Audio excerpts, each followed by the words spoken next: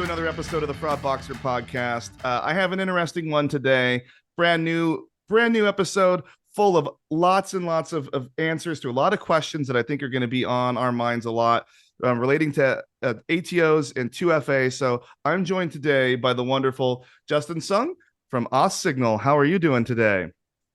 Good, thanks, Jordan. I'm pumped to be here and to chat all things security, and it's a Yeah. big passion of mine. Yeah. So I kind of want to tell you how we got here and how you, I mean, you and I know how we got here, but I want to take the audience kind of through the walk that we had to get to this point, because you and I were unfamiliar with each other before we kind of started down this path of doing this podcast episode together.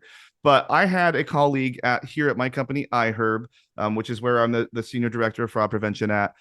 He had reached out to me. I've worked on a lot of projects with him. He's our product manager, and he was complaining that he had an experience with Grubhub where his account was taken over and some orders were placed, and he was attempting to cancel those orders. They hadn't even been fulfilled yet, and he was kind of just complaining that there was a lack of 2FA on that particular app because it probably would have led to him not having to stress out about it. Ends up that Grubhub was not able to cancel those orders, so it came down to him trying to get refunds from them. But he reached out to me with this problem and said that maybe I should do a podcast about it, talk about it, because I do think it's something that a lot of us we experience, we know exists, but we don't really know how or why or some of the best practices, or how to even get to these things. I think a lot of companies kind of implement like what they just are available quick and easy in the marketplace, things like Google CAPTCHAs and stuff like that, SMS notifications. So I think I would love to, after I put out the feelers on LinkedIn, I was connected with you, and I'd love to kind of just talk about you, who you are, your company, and what you do. Of course, I always like to go into my guest history a little bit. It provides a little context and content for my podcast, and gets people to kind of understand the man on the other side of the mic. So yeah, if you could, hey, just do your whole intro, all about you, and we'd love to hear about it. Thanks, Jordan. And look, I think our mutual connection made a bit of a connection online when you put a post up on LinkedIn, and it was a chap named Dakin, who I actually have known for the past few years because of account takeovers. So it comes full circle, and I'm great that he's linked us in Yeah, online. I will say Um, he was like 1 minute after I posted, he was there like sharing your contact info. So it was very quick. So thank you, Dakin, for doing that, because I didn't know if we wanted to say your name out there just in case, but thank you for putting us together. I appreciate that. yeah, great. Look, back to where it all began. I've been an engineer by my craft, so I cut code and listen to product managers and help companies scale over the last decade. And I've been typecasted, I guess, if you will, if you'd like to call that, as the engineer that loves fintech and loves payments. And I've been working at a stock exchange for a while, and moved on to peer-to-peer lending when it was big and all the rage, and worked in one of the biggest ones outside of Lending Club in this part of the world here in Australia, New Zealand, where I live. And then all of a sudden, payments just took off. Cast your minds back to maybe about 5 years ago. There was a phenomenon called buy now, pay later. Oh yeah. We all probably have used it, or have not, have heard about it, or have know people that used it. So I fell into buy now, pay later from my previous fintech experience, helping build Afterpay, which recently got sold to Block. And from then on, being CTO of another smaller BNPL. Now, look, everyone's fraud journey is different, but I think everyone can agree. I think you don't go to university or Yeah. college planning to know all about fraud and about the criminal underworld. You learn because you're in the trenches. Yep. And throughout this experience with working with multiple fintechs, what I found was, as a fintech scales and grows, great, you get good customers coming through and doubling month on month. But the inverse of that, of bad actors and people that are trying to exploit your system, also follows that trend. Yeah. And not to go into specifics, but when you're in payments, you're a big target. And I walked into a role where I had to learn from scratch and build teams and build tools. And what I found throughout this process was it's difficult. Yeah. It's Yeah. the crazy thing about like payments specifically is, we've I think you hit the nail on the head. Is like over the last 5-10 years, mostly the last five, there's been quite a overhaul of how payments are done in the industry. So we started with like, you had like the big disruptor was like the wallets and the Apple Pays. That was like the first one to kind of get people away from credit cards. But then you had the BNPLs, you have all these different types of wallets, different types of rewards things that are coming out. Basically, even like in my company right now at iHerb, we have 39 different payment methods that we take. And that comes down to things like Pix, like Grab Pay, all like the WeChat, WePay things, the Yandex stuff. Like there's so many different ways to transfer money from one person to a company or one person to another person.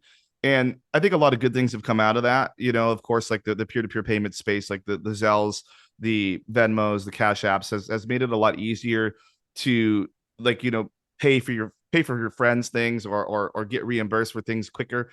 And that's really sped up payments, which was always a big thing. But with that has come the rise of these whole new attack vectors. And I think like right now, especially in the US, the Zelle scams are like really, really popular right now, and they're successful, and there's not a whole lot you can do about it. So you see like the government trying to put a lot of pressure on the banks that are partnered in Zelle to try and fix those sorts of things. I see notices everywhere on all over like every time I ever try to make a legitimate Zelle payment, I get like 50 different banners over there that says you want to do it.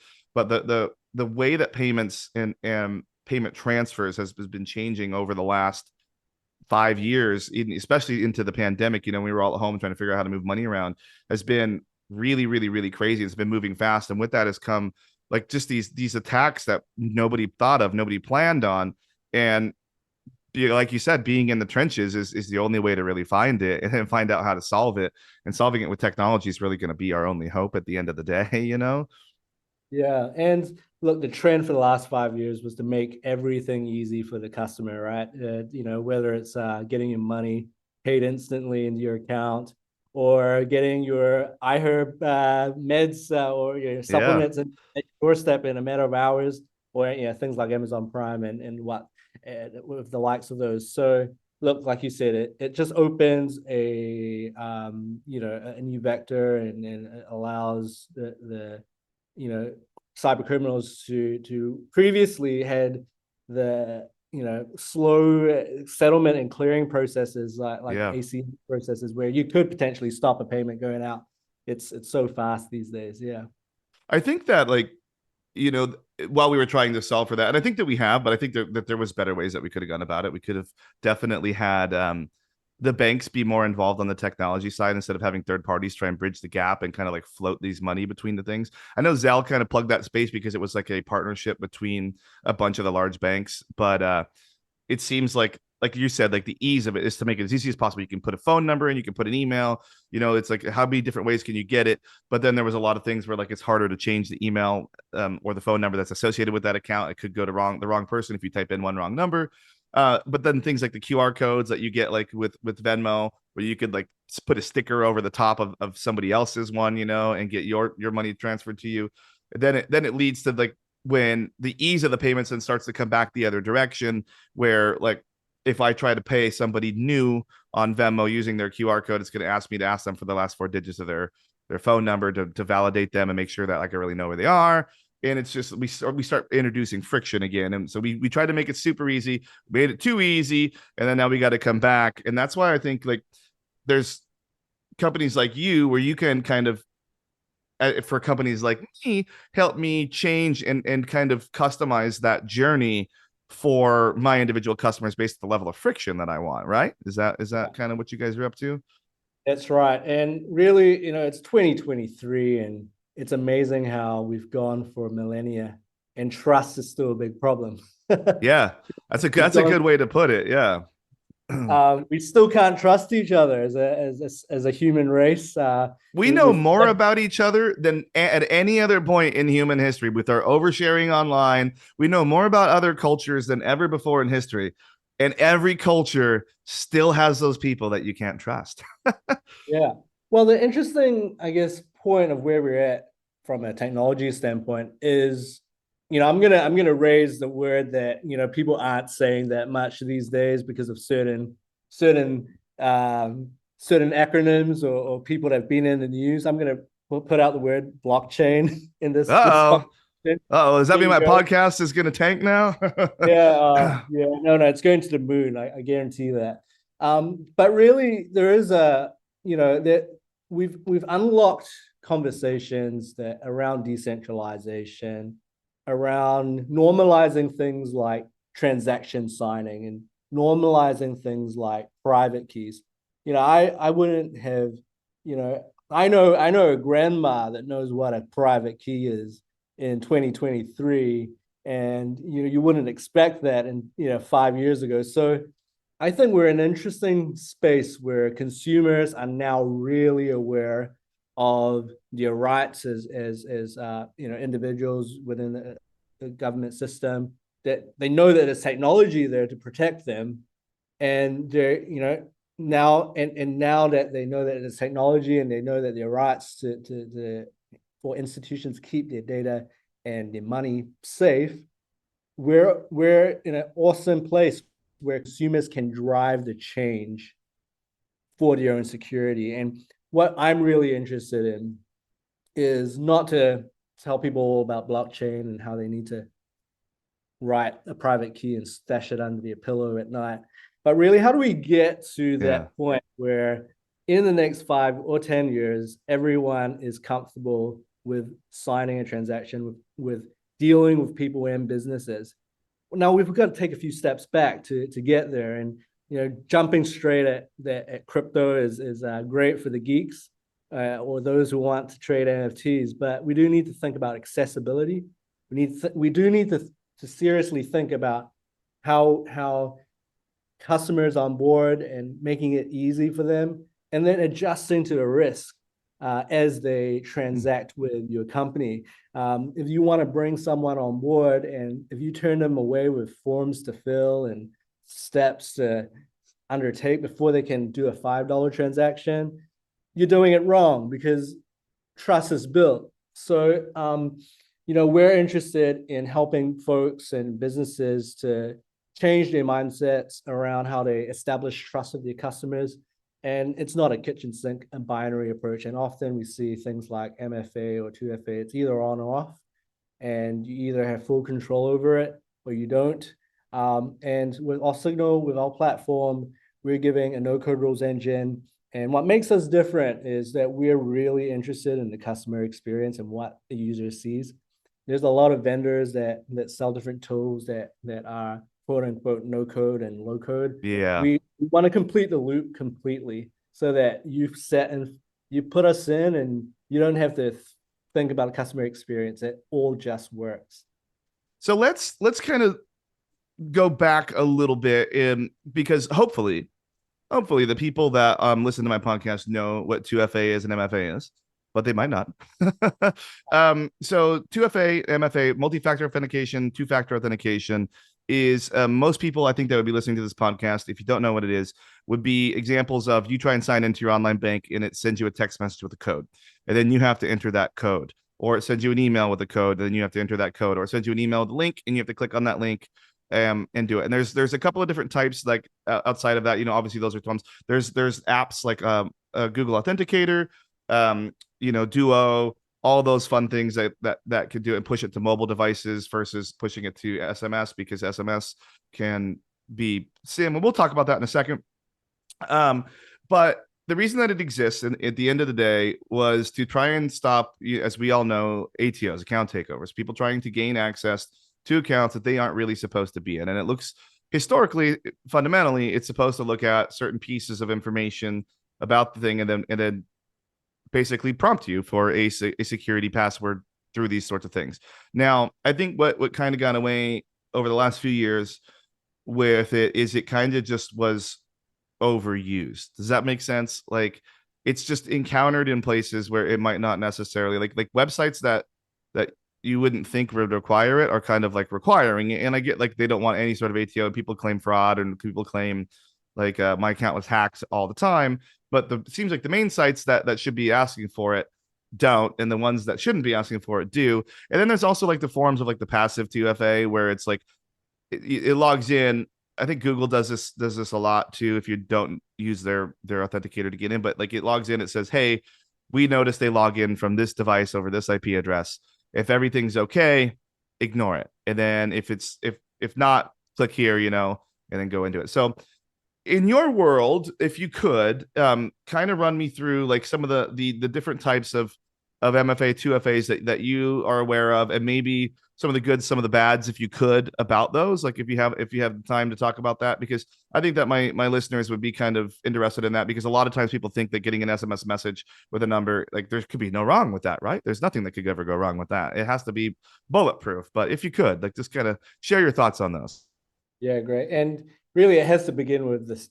You have to start with a single factor with any two-factor conversation. And it's funny how the simple passphrase, and as kids, we learn of the story of saying "Open Sesame" to a rock, or of Alibaba and the 40 Thieves. I don't know if kids still get told that story, but it's been around. A secret phrase that only has been around for a long time, and we've inherited and bled it into the way we deal with the web in Web 1.0 and 2.0, where for a long time it's what and that's typically counted as one factor, and it's your password or your passphrase.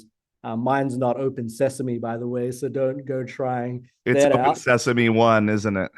1, 2, 3 with an exclamation mark. But you know, in the early days of the web, banks started realizing and got hit pretty badly through account takeover attacks because people reuse passwords, and the most commonly used password is password. The nature and the of human psychology and how we work mean that we're gonna just keep reusing passwords over and over and over again, and this is where the birth of multi or a secondary factor on top of what to then log you in or to approve or authorize something. And look, for a long time, SMS is what we're very used to, and all the banks use it. And but there's a big problem. I personally think that we're in a kind of a Y2K moment. There's a few reasons for SMS that, to begin with, sucks, because I talk to folks all who travel a lot, and the minute they get outside of roaming of their network with their network provider, they can't get their codes and they can't transfer money and do business. So from the outset, the implementation of SMS is ill considered for the customer experience in a global world. So regardless of it being a factor to stop bad people, you're making your good customers' lives very difficult the minute they step on a plane and go somewhere else. But nowadays, look, we know that SMS is a unencrypted communications channel. It goes through networks and telecommunications channels unencrypted. That already is a red flag when it comes to security. In fact, some of the big attacks that happened last year, won't mention names, but it involved a big SMS provider and also a very big infrastructure company, was due to the fact that SMS weren't unencrypted, and someone managed to bounce their way into an SMS's provider's dashboard and literally read those codes Just out from the as they're dashboard. going. Yeah. Yeah, That's and that's what I think that's something that we've been trying to say for a long time, is SMS is not secure. It's just not secure. And then then they're like, well, they started trying to push emails, but we'll talk about that in a minute. But yeah, keep going. Sorry. yeah. Oh, we can go on and on about SMS, but for these two things alone, from just your customer experiences, and by the way, some SMSs just don't get to your phone. I'm sure I everyone's get the experienced. delays all the time, like 5, 10, an hour later, I'll finally get that message. I'm like, thank you. Totally I don't know, need that yeah. anymore. I couldn't log into a social media profile one day, one weekend, and I couldn't put up photos of my weekend just because I didn't get a text message. So look, poor customer experience, one, unencrypted channel, and also look, there's some attacks which have become very, very prevalent. It's called SIM swap fraud or a SIM swapping, and it involves basically exploiting the fact that you can change phones and change SIMs because that happens. I could lose my phone, drop it in the lake, and I need to buy a new phone and put a new SIM in, and that process is legitimate. But unfortunately, these Yeah. business processes also open a new vector into being able to swap phone numbers. And the incentives for telco operators and their support staff aren't aligned to keeping this process tight and secure. So what happens is I can potentially approach an operator's employee and say, "Hey, look, I'm going to give you $1,000 if you can get me to swap Elon Musk's, uh, you know, phone number." I think that's happened before, and it's very some high profile targets with SIM swap. So look, it's there's so many operators out there. You cannot. It's not bulletproof, and for if there weren't any other more reasons to add on to the list. I think you should be put off SMS by now and at least demanding that your bank, change as soon as possible. Yeah, I think that's a good point. Uh, I think that like the sim swapping stuff like plays hand in hand with like the social engineering too, is like where people can like there's so much information out there, like I said earlier, about all of us on the web that you can guess people's security questions and things like that, and especially like with Equifax gave everybody our social security numbers here in the US so that we can you can call up those T-Mobile reps and provide that information and then start to say, hey, I got a new SIM card, by the way. Here's my new SIM card number. Please go ahead and port this number over to the SIM card, and off I go. And then all of a sudden, I have all your SMS notifications coming in from your bank. I can approve your wire transfers. I can approve anything that you want for your Capital One account. Uh, I do have a story kind of about that I wanted to share Yeah. about social engineering and calling a rep and how awful it was for SMS. Um, so a couple months back, I would say probably actually last summer, I had just got the new City American Express executive card, the one that comes with like the lounge access and all that. Uh, was loving it for like about 5 minutes. I was trying to figure out if I should move away from Delta and start flying American or not. But I got the card. I traveled to Houston with it. I live in Orange County, California, so I have traveled to Houston with it. I'm talking like the first weekend I got it. Paid for the hotels, paid for food, paid for dinners everywhere. Came back home, and then I went to my local Best Buy to buy a new TV for the house and a speaker, a Sonos speaker, and I got frauded while using the chip at Best Buy. So I opened the app thinking that it would be a sophisticated enough app at City that it would be able to I could approve, or deny the transaction through like a thing. No, it said I had to call their fraud number. So get this them. So I call the fraud number, give them all the relevant information to this regular customer service rep on the phone. And she's like, okay, I have to prove it's your identity. So I'm going to send you a text message. What is the number that you would like me to send the text message to? She asked me the number. And I said right on the phone, I'm like, you're asking me the phone number. You should use only the phone number on the account. I was like, if I could give you any number ever right now, and that would authenticate it. She had no idea what I was talking. She just wanted me off the phone. So I gave her my phone number. And sure enough, she sent me the message. She unlocked the card. She said, it didn't work. Long story short, I no longer have that credit card after multiple failed and locked attempts. And they actually went to the point where they wanted to, in order to unlock the card, they wanted to run my credit again. And I was like, what is that going to prove?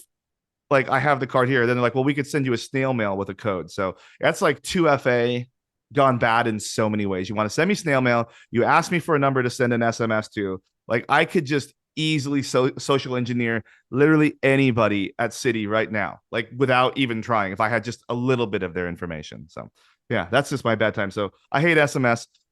Yeah. Again, let's remind the listeners, especially if you're listening 10 years in advance, we are in 2023 and this is still happening. Yeah. And like we have the technology, like we have, so this is where I think where I would really want to talk about like your particular company, because I feel like you guys are customizing the two-factor experience. So I know we didn't talk about like push and puzzles, like for just before we go into the like into your specific stuff. Like there's other things, everybody, like where like right now my company, when I log into my Okta, it sends a push to an application on my phone. I then open that application and I hit the button, and I cannot change that to a new phone or anything without contacting my IT department directly myself and going through a process in order to do that. There's no self-help on that, which it's cumbersome, but it keeps my company's data safe by not allowing me to switch it willy-nilly. And I couldn't just go grab a phone off the street and change it. Like I have to call in, they have to do some stuff, whatever they got to do, and then I get that. And the same thing with Google Authenticator, where they want you to do backup codes. You can't just like move it from phone to phone. You have to actually do hard backup codes. Otherwise, you have to go through extra steps that probably aren't going to get you the same thing. You have to pretty much undo any Google Authenticator 2FA that you have on the account side before adding a new one and starting over again. And then there's the puzzles, which are I think are more for bot prevention than they are necessarily for stopping people from getting your account. Like some of the Chinese wholesaler sites like DHgate and Alibaba have those little puzzles that you slide the thing over. I used to use it for on my blog post for people to leave comments. They had to solve a puzzle first. I mean, people are getting a little clever with these things. No, Yeah, go well, ahead. sometimes it's too easy, and sometimes I just don't know where the motorcycle is, you know? Yeah, like that. That's what. Did you ever see that?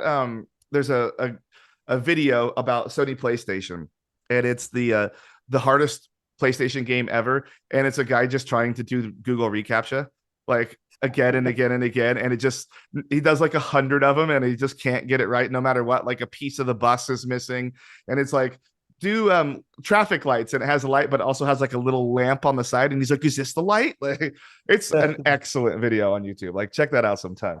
I'll look it up. Yeah.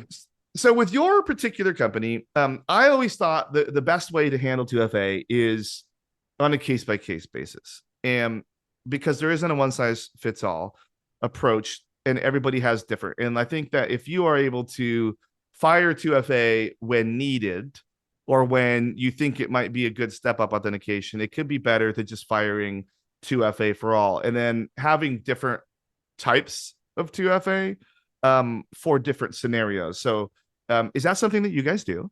Yeah, And let talk me about it. just, yeah, totally love to share. And I'll share with our listeners the brainwave, right?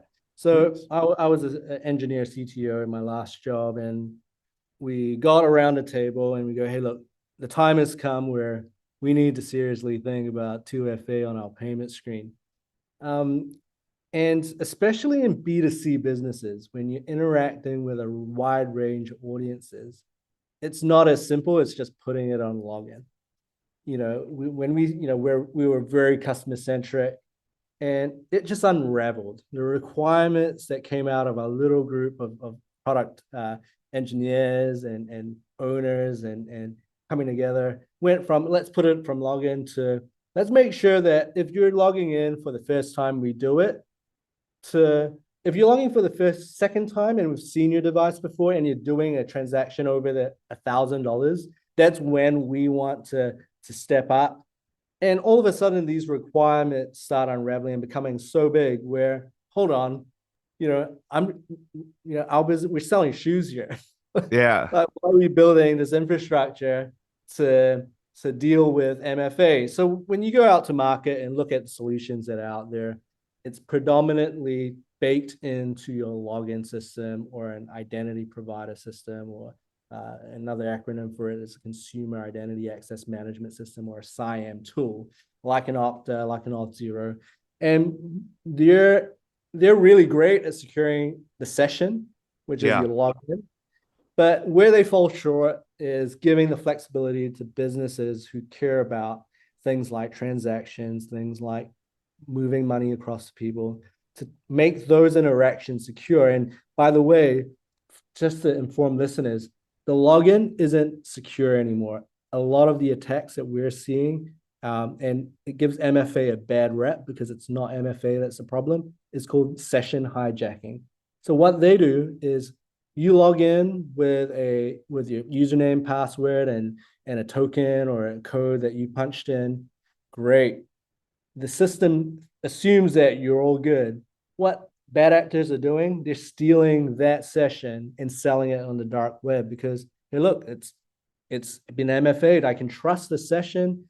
And we're seeing huge attacks in that factor, which brings to light the importance of making sure that we start gravitating to and being very comfortable with authorizing transactions at the point of the transaction.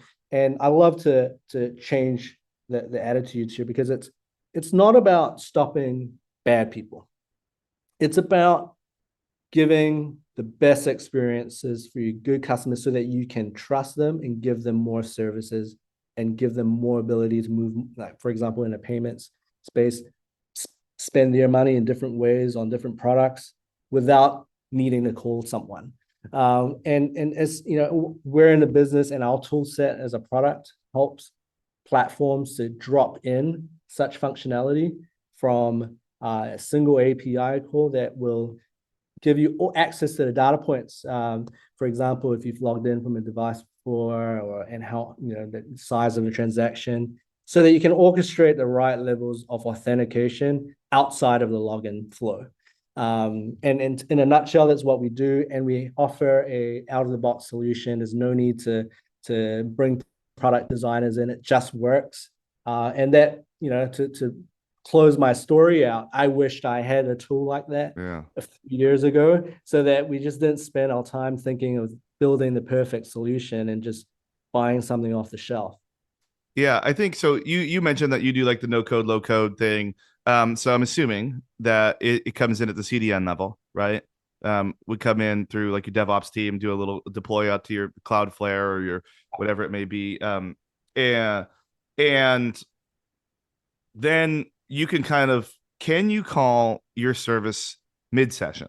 So if someone, like, let's say someone passwords in, and then they're doing something, then you see some behavior kind of go weird, like they go in, they're trying to change a password. Could you then prompt MFA there? Can you basically choose to do whatever we want anywhere on the site, pretty Yeah, much? we've recently done an implementation where it's done through your page names. So, slash checkout slash withdraw.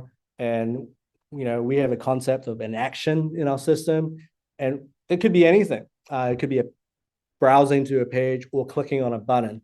So if you have engineers, great. You can drop us in through code. But if you have a CDN like a Cloudflare, you can also call us in there. But more importantly, by having the no code service, you can give our rules engine to a fraud analyst or a fraud manager to go, hey, look, we're seeing an influx of gift card fraud at the moment. Let's step up for this week. Okay. Off. So, because So it's like yeah, drag and drop, right? Like I can put it in. Yeah. Hey, can you yeah, choose the different types? so look, yeah, you can, and really, it's up to how you've integrated it. So if you put in, if we talk about scheme and credit card terminology like MCC codes, and you've got an MCC code that or a merchant code or a credit card type, um, if you send that data to us, we can then analyze it and then put it through the rules engine and give you a decision on whether to challenge the customer or not. We've also got flags, right? Standard review flags if you really want to put pain on your customers to ring you up. So we've got those flags as well. But ultimately, we're building up a suite so that good customers can always get themselves out of a bad situation and ultimately not ever have to ring up or contact support to get their account back on track. Now that's an interesting idea right there. Like having a way that a customer can dig themselves out of a hole. Like I think that like I was mentioning earlier, like the hard stop that happens with like even my company, if I was to lose my phone and have to get a new one, like it's a lot, but I'm more of a customer of my own company type thing, If I had millions of people that I was trying to have do that, that would probably get pretty annoying to have them ringing up customer service all the time. But I'm a big fan of like self-help. I think that a lot of companies these days are trying to use chatbots to help people self-help themselves out of bad situations. Don't know how that's working as well as like we'd all wanted it to, but yeah. Look, when you take a use case of moving money or sending money to someone or receiving money, it's time sensitive. you know, you need that money to pay someone else, and Yeah. or you pay I someone don't who need it a you, week from now. I need it today. yeah, and I don't want to be sent a Google Hangouts link to prove who, who I was. So we're working with a range of partners, which we're announcing in the next couple of weeks, that actually help facilitate account recovery flows. So we're very interested to connect with any kind of merchant or business that are Yeah. struggling with that at the moment. Maybe sending Google Hangout links, and you're probably deep down inside knowing that's not sustainable. We're building a suite of workflows and automations outside of just 2FA as well. So I'm happy to connect. Yeah, it looks like I'm checking out the website here again here, and you even have your own authenticator app too, huh? So no, we actually work with the Google Authenticator app, and Oh, our big gripe in the market is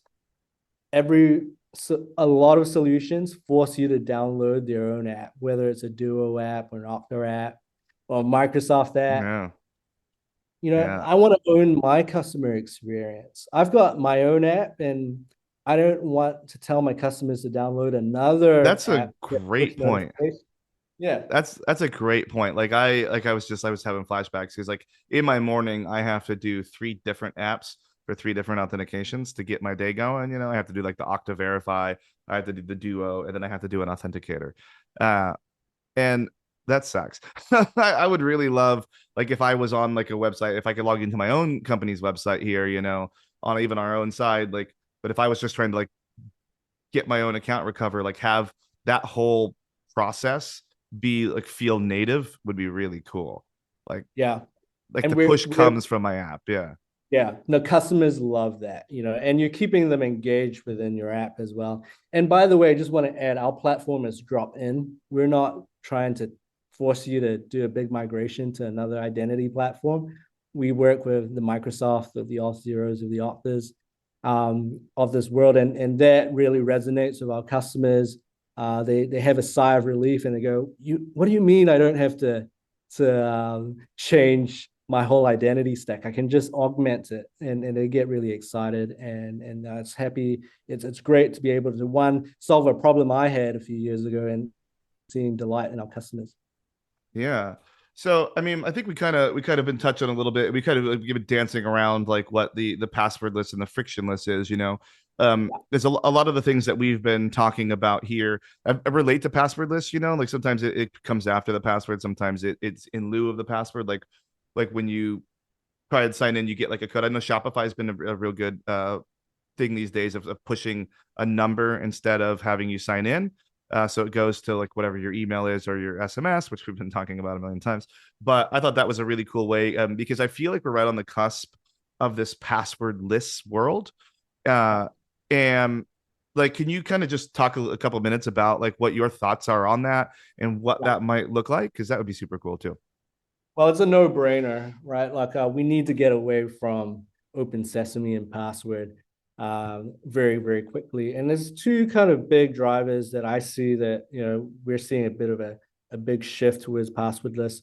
The big players are coming on board. So you've got Apple and Google trying to create layers on top of a standard called FIDO2 WebAuthn, which a lot of phones and browsers now have, and augmenting their layer to make it easier for people to adopt these passwordless technologies. So for viewers, it's using the fingerprint reader on your device. It's using the Face ID on your iDevice to essentially get yourself in. And we're familiar with it on native apps, but we haven't seen that proliferate web apps, which is actually still the Yeah. biggest place where passwords are used. So the advent of these pass keys from Google and Apple is going to change the game, which brings, I guess, the next question for platforms. How do you onboard customers to this? Not everyone wants to opt in. Yeah. It took a Not long everyone has. time for Touch Yeah, ID to even get adopted. Yeah. yeah. So we love interoperability. That's a phrase that we use a lot. And look, it is a slow march to a world without passwords. I think we just got to admit that. But the way you Yeah. do that is to convert people and educate customers that they should be converting into passwordless technologies, from even the simplest ones like SMS to the exciting world of passkeys and using biometrics. Yeah. So it's a spectrum. I'm excited about it. We support it natively out of the box through our platform. If you want to give the option of your savvy customers the ability to use security keys and your Face ID in your app right now, you can by dropping us in. And if you have customers that just want to rely on old school SMS, with a big caveat and big star and asterisk, you can. And being able to shift and migrate customers towards a passwordless future is, I think, the biggest effort, for platforms in the next couple of years. So with your guys' technology, would I be able to, if, as an app owner, kind of let my customers pick their own journey of how they want authentication, like just there in real time, and just would dropping it in, huh? Correct. They can choose which ones they want by default. They can choose their backup methods. We generate recovery codes. So all the good things that, unfortunately, the bad rep that MFA has doesn't come from the technology itself, but the implementation of it. Yeah. For enterprise customers, fine, you're an employee. You're gonna have to log into 3 different apps a day, That's and just you're how not it's gonna be. I understand yeah, that you're one. gonna Yeah. have to deal with that and turn up to work and get your paycheck. But for consumers, there's choice. The platforms that give customers choice around their privacy, their data, and their money is going to win the battle, all while keeping their fraud and financial crime low. And that is what we're really passionate about. There are no, to get to that nirvana state involves engineers and people around a table talking about it. We've solved that problem for you. I've done the thinking for you. Our team has done the thinking for you. Just put us in, knowing that you're giving your customers the options that they deserve. Excellent. One last thing, and then I kind of we'll do the finale that I always do about trends. We've talked a lot about friction. I said it just before we started talking about this passwordless stuff. Do you guys allow the merchant themselves to kind of do a frictionless journey that to an extent, where for the most part there's authentication happening behind the scenes that then you can tell, yeah, you don't need to do anything because we could see it's this person. So basically you're doing the frictionless authentication. So with merchants in particular, one of the things that we've done is card on file. we love it's a love Yeah. hate relationship, right? Like, great, save your card and where you go, one click checkout. Now, what we've seen, and we've got one customer actually now implementing us as the only way to authorize a card and file payment is through a passwordless flow. Okay. So if you check out, you will be put through a passwordless flow, and your card on file is connected to that authentication factor. Now, they've seen it as actually not a state of friction. They've turned it around and they've gone, hey, look, I can actually confidently put one click without Yeah. all the other costs and vendors that you need to buy, and it can go into the hundreds of thousands of dollars, just because we've offered a really simple, Shopify starting to do it. And as we adopt these Face IDs, imagine one click on using your face and buying something. And we're seeing this at, through some of the Amazon Go stores where you can just pick up an orange juice and just walk out. Yeah. Online should be as easy. That's a really good way to put it, because I tell you all the time, like, and I use it whenever I'm talking about like wallets and where we're at in the current reality with wallets is like when I'm sitting on the couch and I only have my mobile device and I see something that I want. If you don't have a payment method offered that doesn't require me to get up and go find my wallet, I'm not going to buy it. But if you have something that makes it easy and quick for me just to check out without having to get up, like, I'm probably gonna buy it. I can't tell you how many times I've abandoned the cart just on like little Instagram ads, like something I see that's clever, but I get in there, and it's supposed to be all like Apple Pay offered, PayPal offered, and all those things. But if they don't offer those things, usually I'm a little skeptical of the shop to begin with. But I just think like if we had those things, like especially like sites where time is of the essence to make a purchase, like where there's a countdown because there's a finite number of something, that if I could have my vaulted credit card just unlock and be ready to go because it knows it's me instead of having to go find it and enter my 3 digits or whatever I have to do. Now, coming from the fraud and payment space, I understand why that's required and why they want to do that. But at the end of the day, like if I could just, like I'm buying some concert tickets or something and I could just be done with that transaction in a second by some sort of passive authentication or some biometric authentication, like now we're talking, versus having to Yeah. enter actual data. So totally And understand you that. have no chargebacks. It's zero chargeback, which is everyone's dream, right? Yeah, I would. That is everyone's dream, and I wish that we could get the banks to really understand our biome. I think they're going to do it with compelling evidence 3.0, but I'm skeptical still because I've lived through compelling evidence 2.0 and saw how well that worked out for us.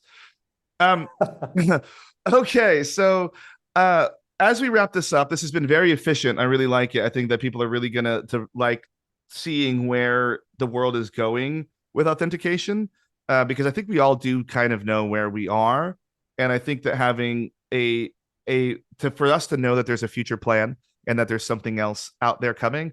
And that's available right now, everybody, if you just call Authsignal. And I will put all of your contact information, all the requested demo stuff, in the body of this. So don't worry, everybody. There will be lots and lots of information on how to get a hold, so you can try this out on your own site. But I do want to say, particularly in 2023, everybody that I have on my podcast, I do try and ask, like, what are the top 3 trends happening in their own world? Because everybody's different. I have people from all these different backgrounds. So in your particular world, what are the top 3 trends that you think are going to be happening for 2023? Yeah, well, we can go as broad, but look, the passkeys and passwordless, I think it's going to become commonplace in 2023. It's going to get to the point where your grandmother is going to talk to you about setting it up on her phone. So that's great. So. We're very excited for that. Look, we're in my world, it will maybe shift away from the more technical parts of the world. I'm, there's less of an emphasis on rapidly scaling consumer bases at all costs. Getting costs under control, getting fraud under control is now a topic of conversation. 100%. Swept under the rug, right? I mean, you can empathize, and I'm sure it was user acquisition for the last 10 years. Even if 50 million of those weren't real people, they were just 10 million people trying to get your welcome gift a bunch of times. User acquisition is no longer the number one thing. It's how much value are you getting per user? That's what it is. Exactly. Now. Exactly. And we just need to work together to help each other to bring costs down. And I see the world of consolidation. When times were good, you could spend on 10 different tools. You got to be smart now and go, actually, if my customer experience has to be the best, let's go back to first principles. Is it about buying 5 different risk scoring models? Or actually fundamentally going, how do we check someone out using Face ID? And I think that's going to be exciting in the world of, I guess, fraud tools and management. It's why we exist. And I guess lastly, look, it's the world of, the metaverse. Are we at the year? I'm going to throw that in, because, are we at the point where gaming, where there's a new generation of people literally living their lives in those digital worlds, and what does that mean for transactions and trust? It may not be a big trend, but it's something that I'm love to just connect with people anyway. Who knows? Yeah, okay, and I think that like we all do make fun of Zuckerberg when he like puts up his metaverse with like no legs type posts, but there's gonna be something there. Just like with crypto came the blockchain, like there's something there. There's always something that comes out of these ideas, no matter how ridiculous we might think they sound. Eventually, like it settles into something. Does that make sense? Like something comes out of it that becomes useful in the long run of these things. Well, there are big economies in the gaming world that will blow your mind when you start looking at the numbers. I think we got to take it seriously. Yeah. And I think that like like that Spielberg movie that they did where like everybody's like, oh, Zuckerberg's trying to make that. Well, like there are people and lots of them that would prefer to live in that universe. So there is Yeah. going to be like once they figure it out, like there will be millions of people that will be in these things every single day, and they will be spending real world, real money in those things, and they'll be making Yeah. money. There will be metaverse jobs and all of those things. So I mean, it's fun to joke about, but at the same time, keep that eye kind of focused on it a little bit because we might see something come out of that pretty quickly here. So Yeah, you wanted me to go blue sky, so I've really gone there and avoided Chat GPT. So yeah, I have not gone into Chat GPT yet, and like I was joking around with somebody. Actually, it was another guy in the fraud industry, and he was like, "I'm gonna go write a song with it," because I know this Brick Beato guy that I watch. He wrote a song with it too, and I was like thinking about just gonna try and put up a joke video of me Chat GPTing like some super emo song that just came out with like lyrics that were just completely AI created just to see what it sounds like. But it might not be bad. Who knows? Uh, put it on, and I'll listen to your next I'll podcast if be you on don't this. It'll mind. be the special edition episode with my new song. Well, thank you very much for giving me your time today. Like I said, I will put all the links to your site on here. There is a free trial on there for up to 1,000 users, everybody. So if it's something you want to check out on your own site, it's very possible to do.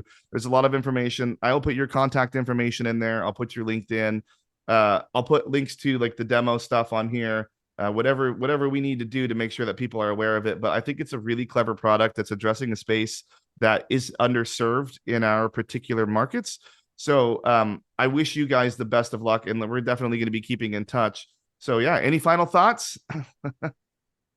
Final thoughts is, just to add on to that, we're friendly folk here at Authsignal. We try not to sell you things. We try and learn and understand. So just happy to just pick up the phone if you just want to yell at someone and vent some frustrations. Happy to be that person as well. So now, thank you, Jordan. And Yeah. next time we're only a direct flight away from LA, and maybe we can bump into each other next time I'm in the OC. Yeah, we'll get some dinner, some drinks. Well, thank you very much again for coming on the podcast. I really appreciate your time, and I'll be seeing you soon. All right.